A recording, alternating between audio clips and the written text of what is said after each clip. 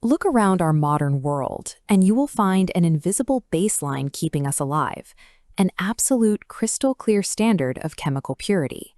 Every single dose of medicine on this automated line requires an exact, isolated compound, completely free from stray elements or natural contamination.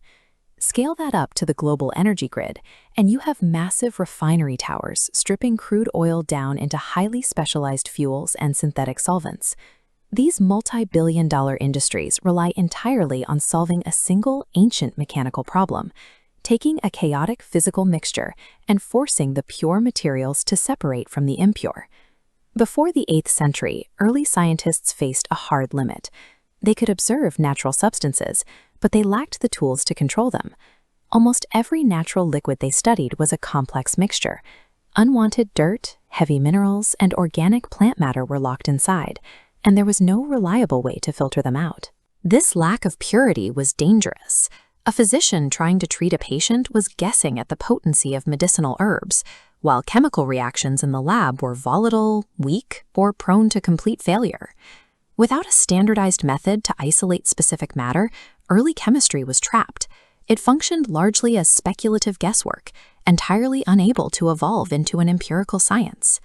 In the late 8th century, a scholar named Jabir ibn Hayyan approached the contamination problem with the mindset of a systems engineer. He recognized a physical rule: every liquid has a specific boiling point. If a murky mixture is heated carefully, the lightest, purest compounds will turn into vapor first, leaving the heavy sludge behind. Jabir designed specialized hardware, the alembic. It has 3 distinct zones: a heating flask, an enclosed delivery tube, and a receiving vessel. Controlled heat turns the liquid to gas, which rises through the tube, cools, and condenses into purified liquid. The alembic gave humans a reliable tool to physically engineer chemical purity on demand, but specialized equipment only works if you operate it correctly. Jabir had to master the environmental variables, beginning with strict temperature control. He monitored every stage of the heating process.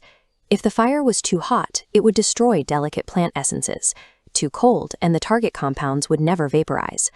More importantly, he refused to treat a successful extraction as a stroke of luck.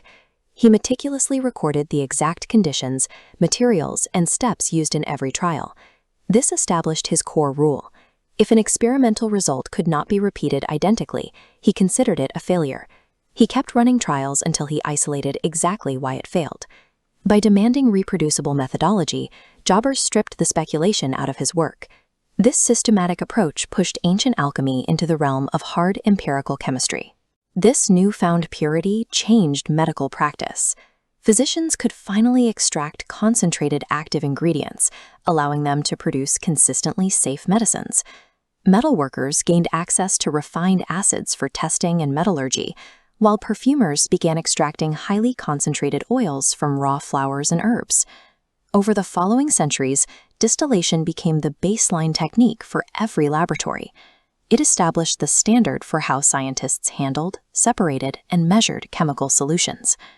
Jabir's records demonstrated that scientific knowledge grows through accurate observation and verifiable results. As time passed, this basic process of boiling and cooling scaled up to a massive degree.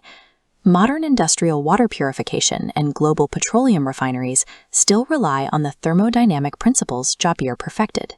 Every purified drop in our modern world carries the legacy of Jabir ibn Hayyan, a testament to how a single brilliant idea, tested patiently, can engineer 1,000 years of progress.